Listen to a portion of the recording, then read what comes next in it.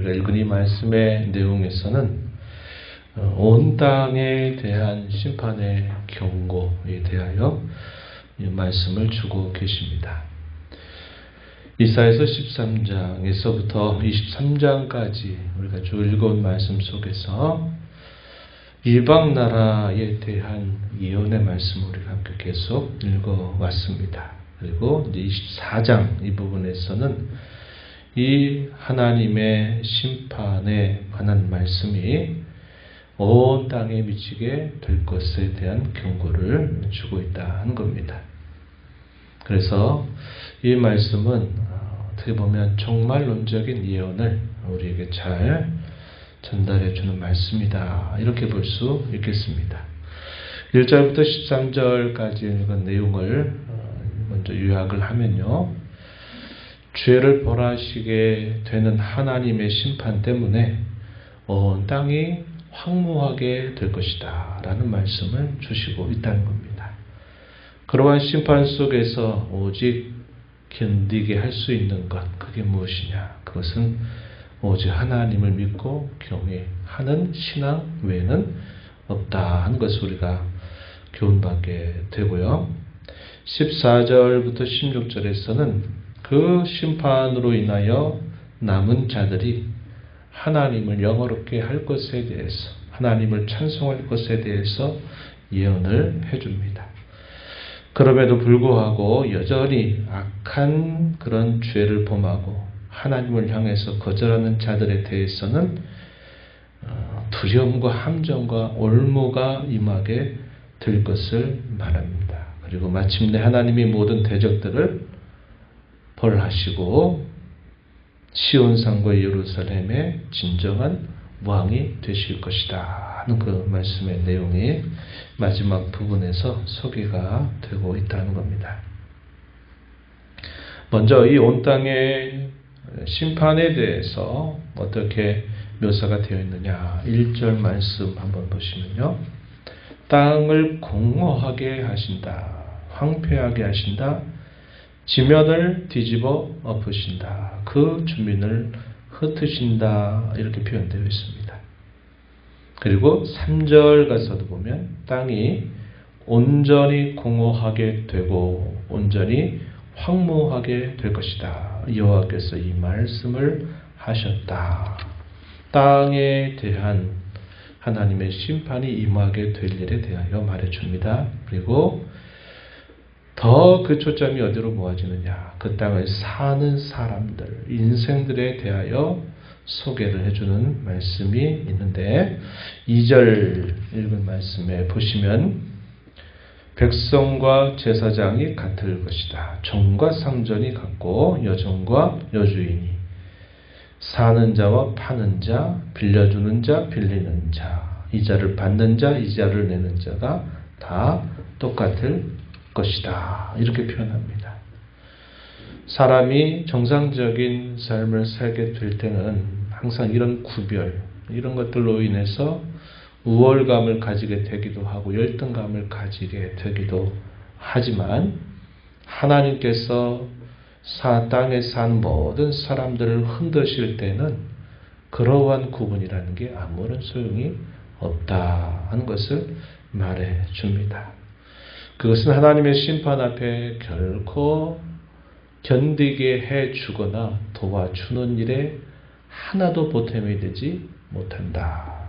그것들은 다 결국은 허망한 것이 되고 만다 하는 것을 우리에게 일깨워 주고 있는 겁니다.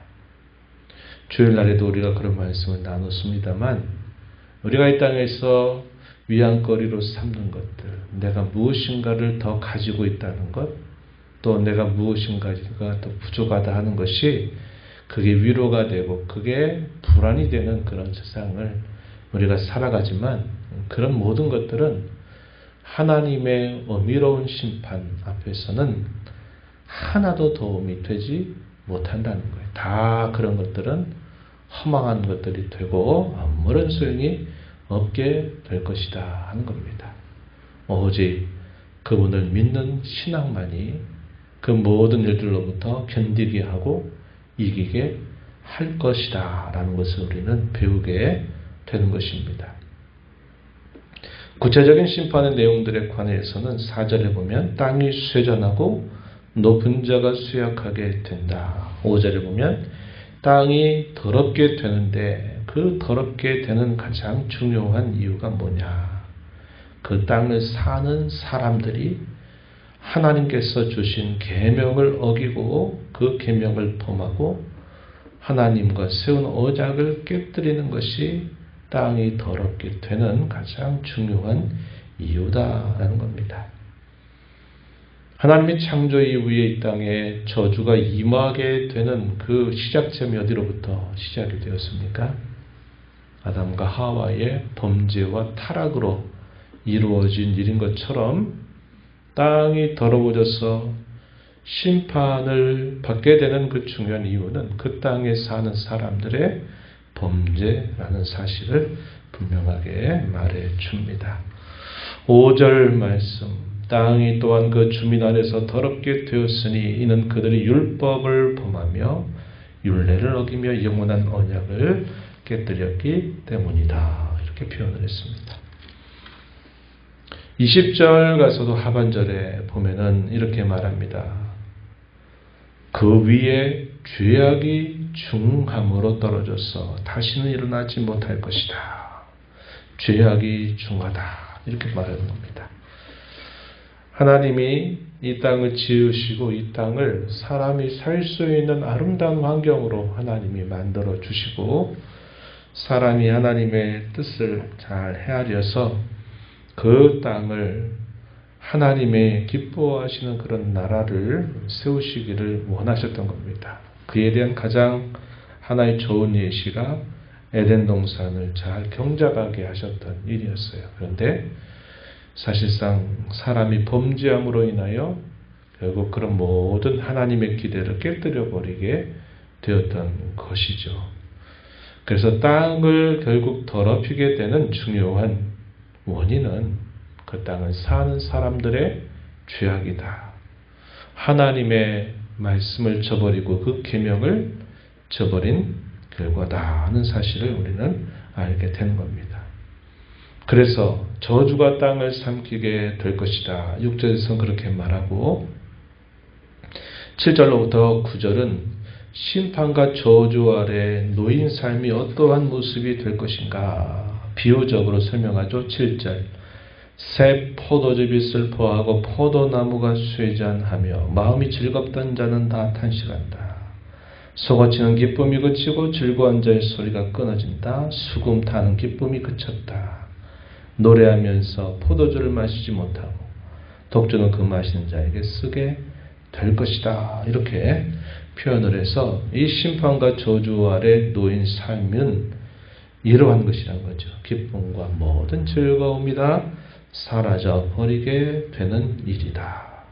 뿐만 아니라 약탈당했던 성읍은 허물어지고 황무하고 성문은 파괴될 것이다.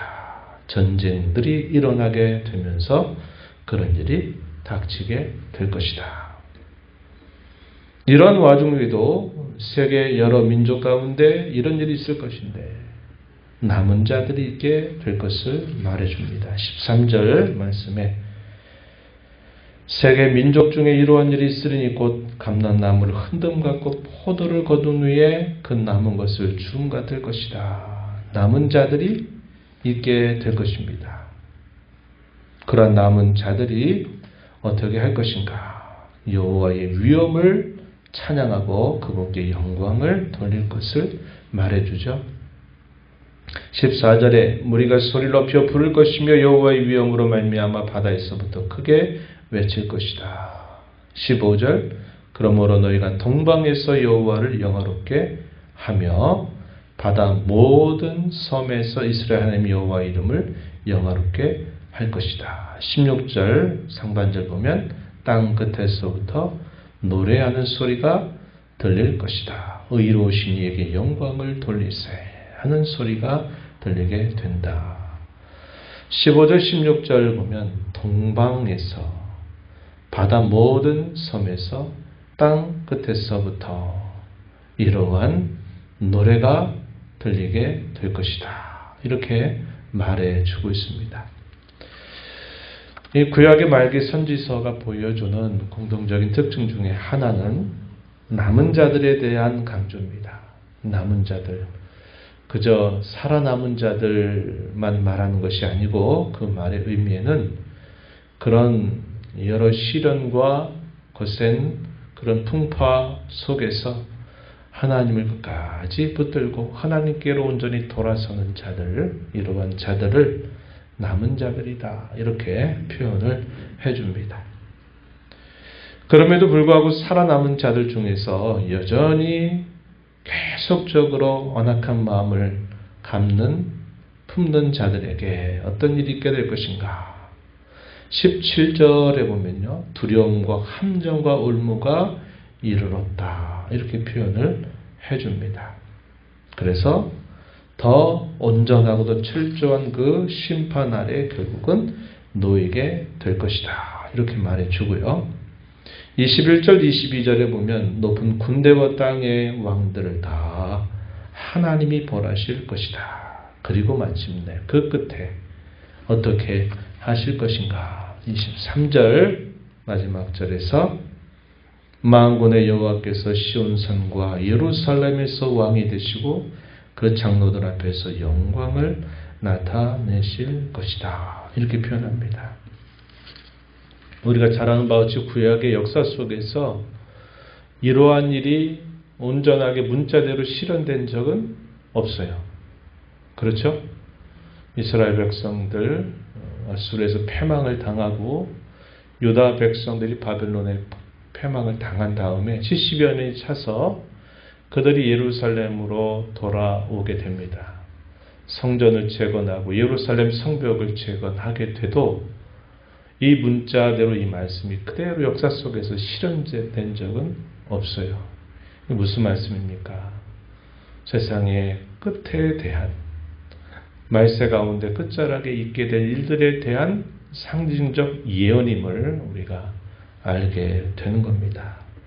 하나님이 이 모든 역사를 완성하시게 될 때 심판하시고 또 그 심판 이후에 구원하여 진정한 그 나라의 왕이 되신다 하는 이 예언의 말씀은 역사 속에서 한 번도 문자대로 실현된 적이 아니라 영적으로 이미 우리는 그리스도 안에서 실현됨을 보게 되고 이제 실질적으로 성취될 그 일을 우린 주님의 다시 강림하시는 그 사건을 통해서 우린 실현됨을 바라보고 오늘을 살아가고 있다 하는 것입니다.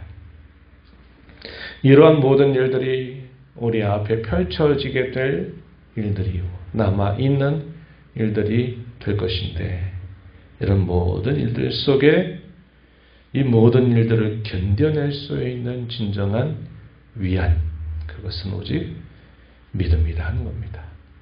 이 믿음이 없이는 어떤 것도 우리를 견뎌내게 하지 못해요.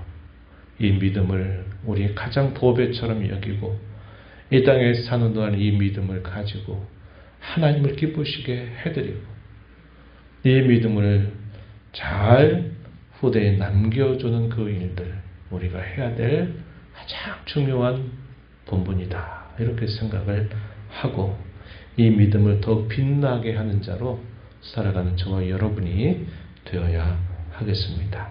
하나님 아버지, 이 새벽에도 저희들을 깨워주셔서 오늘도 새 날을 주신 아버지 앞에 나와 찬양드리며 경배하게 하시고 우리 인생을 주장하시는 하나님이 우리 인생뿐만 아니라 이 모든 세계의 역사 경영을 어떻게 이루어 가실지 또 이 새벽 시간 저희로 듣게 하심을 감사드립니다. 그 옛날 선지자를 통해서 예언하셨던 그 말씀이 문자적으로 그대로 실현된 적은 없었습니다. 그것은 이제 저희에게 장차 주어지게 될 하나님의 역사임을, 하나님의 약속임을 저희가 기억하면서 믿음만이 우리를 이 모든 일들 속에서 견디게 하고 하나님의 의로운 심판대 앞에 설 수 있게 함을 저희가 기억하게 하옵소서. 이 땅에 사는 수많은 사람들이 가진 것, 또 갖지 못한 것, 다른 사람보다 우월한 것, 열등한 것, 이런 것들을 위안거리 삼아 살아가지만 우리 믿는 모든 성도들은 오직 이 믿음만이 우리에게 진정한 힘이 되고 위로가 됨을 기억하게 하셔서 믿음으로 하나님을 기쁘시게 해드리는 삶, 이 믿음으로 더 온전하고 더 깊고 더 충실하고 더 착한 신앙을 가지고 하나님을 기쁘시게 해드리는 저희들의 삶이 되게 하여 주옵소서. 은혜의 보좌 앞에 나와 간구하는 모든 심령들의 간구를 기비로 주시고 응답하시기를 바라며 예수님 이름으로 기도하옵나이다. 아멘.